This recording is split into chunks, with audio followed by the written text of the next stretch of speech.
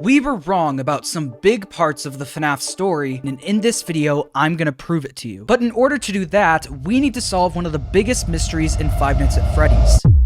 The box. Five Nights at Freddy's 4 was one of the most divisive games in the franchise, mostly because no one could figure out what the story was really supposed to be, and it left too many questions on the table. Scott even acknowledged at one point that no one had figured out the true story of the game. That was until MatPat came along. In December of 2015, MatPat uploaded his infamous Dream Theory video, and although it came with a bunch of backlash, I think the community has collectively agreed that the Dream Theory is what Scott intended to do with FNAF 4. But one thing that's remained a mystery to this day is the box. When you beat the game, this box appears on screen with the words, "Perhaps some things are best left forgotten for now." This quickly became one of FNAF's biggest questions: what's in the box? In October of 2015, during MatPat's FNAF livestream featuring other FNAF YouTubers, Scott started leaving hints on scottgames.com. In retrospect, these hints were obviously pointing towards Dream Theory. What's seen in shadows is easily misunderstood in the mind of a child, but most importantly, in the FNAF 4 minigame, why would Toy Chica be missing her beak? This was Scott trying to say that the reason Toy Chica is missing her beak in FNAF 2 is because the crying child saw a literal Toy Chica missing her beak. All of the FNAF games were reflections of the crying child and the plushies, toys, and shadows he saw in his life. Foxy even turns into a plushie when you shut the closet door on him. So the way that Scott was hinting at Dream Theory was pointing out the literal toys and plushies that are reflected in the games. We've been so busy trying to figure out what's inside the box that we haven't thought of what the box actually is. So what's the box? It's a toy box, filled with the toys and plushies that led to him having the nightmares we experienced throughout the series. If you Google trunk for toys right now, you'll find that there's plenty of examples of this exact box being a toy box. But as we see in FNAF 4, the box is locked. That's because the crying child is dead, and the memories and toys that started all of this are now locked away, destined to be forgotten, at least for now. Need more proof? In Security Breach Fury's Rage, the final boss is this thing: a giant slug with keyholes and a bunch of toys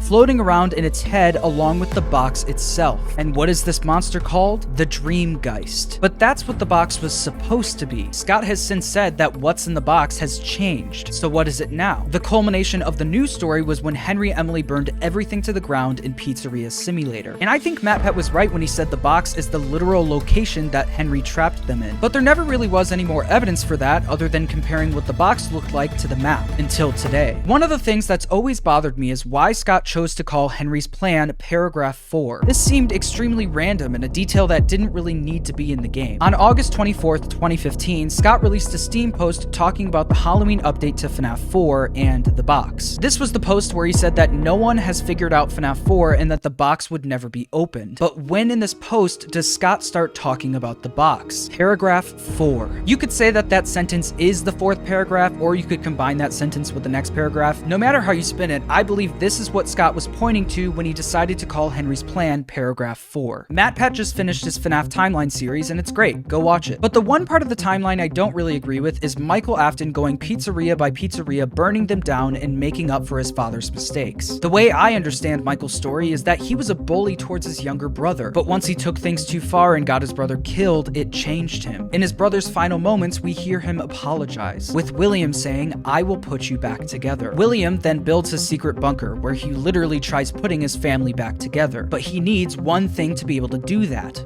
remnant. After Michael learns that his dad could bring his brother back, he starts going pizzeria to pizzeria not to burn them down, but to help collect all of the haunted endoskeletons that could be used to make remnant. The reason Michael gets fired for tampering with the animatronics and odor is because he was literally dismantling the animatronics that had corpses in them, and that phone guy repeatedly emphasizes are smelly. But while this father and son duo were busy murdering and dismantling animatronics, one other person came into the picture. "We don't have a replacement for your shift yet, but we're working on it. We're going to try to contact the original restaurant owner. I think the name of the place was Red Bear's Family Diner or something like that. It's closed for years, though. I doubt we'll be able to track anybody down." After William Afton strikes at the FNAF 2 location in 1987, he says that they're trying to find a replacement for the current security guard and that they're going to try reaching out to Henry. This was the moment that Henry became aware of what's going on and actively tried stopping it. Phone guy refers to Henry as the original owner. We're going to try to contact the original restaurant restaurant owner. I think after what happened at his restaurant, Fredbear's Family Diner, he lost the company. It was his animatronic that bit the crying child, and it was outside of his pizzeria that his daughter was killed. This is why he had to make the mediocre melodies in FNAF 6. He no longer has the rights to the original Freddy gang because of what happened at Fredbear's Family Diner. But even after losing the company, he wanted to make sure that what happened to his kid didn't happen to anyone else. In order to do that, he started working as the nighttime security guard, having to use a fake name because of what happened in his past. He then worked at the FNAF 2 location months after it was shut down. We know this because Phone Guy says, "Hello and welcome to your new summer job." But our paychecks say it's November. What we see in FNAF 2 is the result of them contacting Henry. Henry starts his work at the FNAF 2 location, but is still getting attacked by the animatronics because William tampered with their facial recognition systems. Someone may have tampered with their facial recognition systems. Henry works his 6 days out of the week and takes the 7th to rest. But the minute he decided to rest, Michael came in and took all of the endos from the toy animatronics. His first day on the job. Henry failed, but he wasn't about to give up. The new CEO of Fazbear Entertainment reassures everyone that they'll be back, even if they have to shrink their budget and reuse the old animatronics to do so. It was between Fredbear's Family Diner closing and the 1987 location opening that the new CEO came into play. In FNAF 1, we see the new CEO follow through on their plan. They can't reuse the toy animatronics because their endos were taken by Michael, so they're forced to reuse and fix up the old withered animatronics. These animatronics were already possessed by the kids who were killed in the original Freddy Fazbear's Pizza before the FNAF 2 location opened. By now, I'm sure you've noticed the older models sitting in the back room. Those are from the previous location, but they were just so ugly, you know, and the smell. The FNAF 1 location in 1993 didn't close because there were more murders. It closed because of Fazbear Entertainment's bad reputation. No one wanted to go to the new pizzeria because of what happened in their past. So the 1993 location shut down. But Michael once again went back to guard the abandoned pizzeria. And on the final night, his father dismantled the animatronics. But as we see in the FNAF 3 minigames, the spirits of the dead kids fought back and kind of successfully killed William Afton by getting them spring-locked in the suit he used to kill them. This had to have happened now because William Afton used that suit to kill the kids in 1987 that now possess the toy animatronics. We had a spare in the back, a yellow one.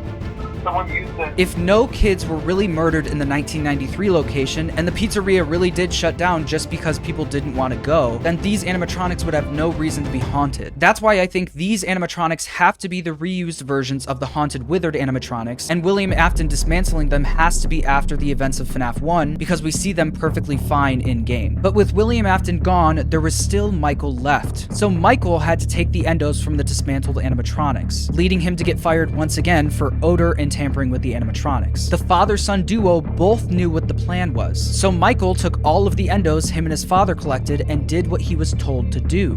Just like you asked me to. He went down to the sister location bunker and started putting the family back together. After Fazbear Entertainment collapsed, Henry got word that someone was trying to open a horror attraction based on the rumors surrounding his old company. He wasn't going to take any chances this time, so he decided to start working there as a security guard so he could keep an eye on things. The Afton duo, already taking all of the endos of the past animatronics, lines up because in FNAF 3 we only see the shells of the animatronics scattered throughout the building. Henry starts his first night on the job and everything's going great until night 2. Phone Dude mentions that while looking for animatronics, they found a quote, real one in a previously boarded up safe room. You're not gonna believe this. We found one.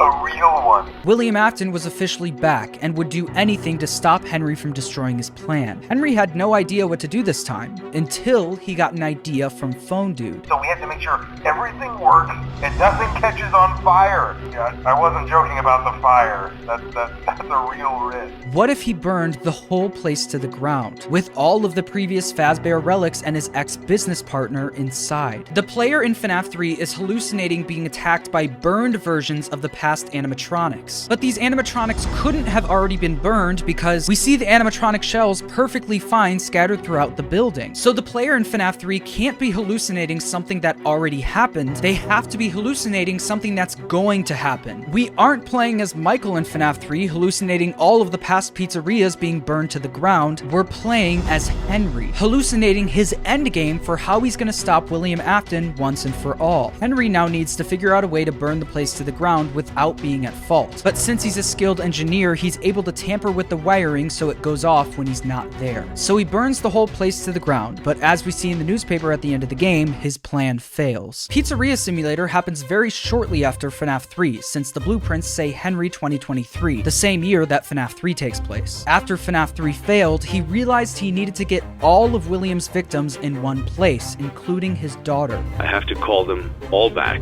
all of them, together in one place. He emphasizes all of them, not just William Afton and some animatronic shells. At this point, the events of Sister Location have already happened. We see the burnt down Fazbear Frights during Michael's speech at the end of Sister Location. Michael says that all he needs to do now is find his father. I'm going to come find you. Which is exactly what lands him in the FNAF 6 pizzeria. He went there because he was trying to find his dad. Paragraph 4 was Henry's second attempt at trying to burn everything to the ground. The first time he failed, and it looks like he failed the second time too, but at least he tried. So now that we've established that the story of FNAF is about Henry trying to stop William Afton's plan, these cutscenes in Ultimate Custom Night make a lot more sense.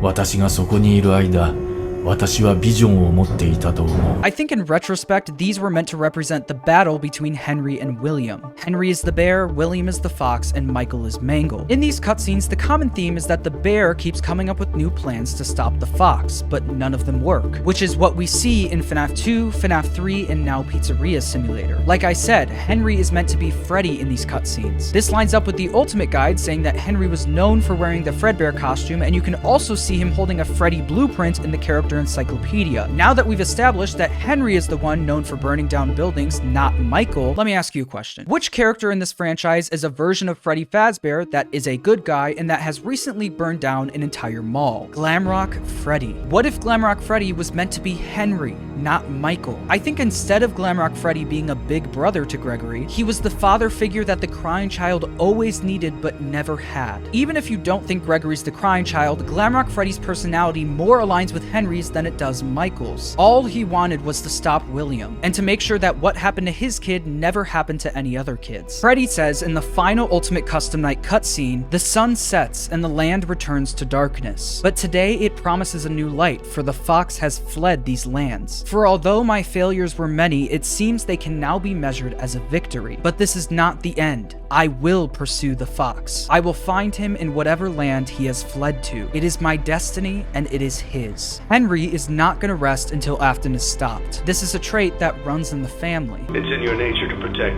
the innocent. I should have known you wouldn't be content to disappear. Not my daughter. I couldn't save you then, so let me save you now. He couldn't protect his own daughter then, But I can protect you. but he can protect Gregory now. The story of Five Nights at Freddy's is about desperation. William and Michael were so desperate to get their families back that they were willing to destroy other families in the process, and Henry was desperate to stop him. In a recent interview, J-Top from Steelwool Studios talked about what makes a good villain. It's always about a person that has done something that has caused a situation and then getting their comeuppance is kind of like the heart of it. Like, why is Freddy Krueger popular? Well, it's a revenge story, isn't it? These aren't just like these supernatural forces that came out of nowhere to just hurt people and punish people, right? Like, there were results of other wrongdoing. A good villain needs to have a good reason why they're bad. William and Michael definitely are the villains of this franchise, but their motivations lie deeper than just killing for fun. They were working together to try and rebuild their family. Their desperation blinded them as they started making everyone else pay for the mistakes they made. And if we learned anything today, it's that if William always comes back, Henry won't be far behind him.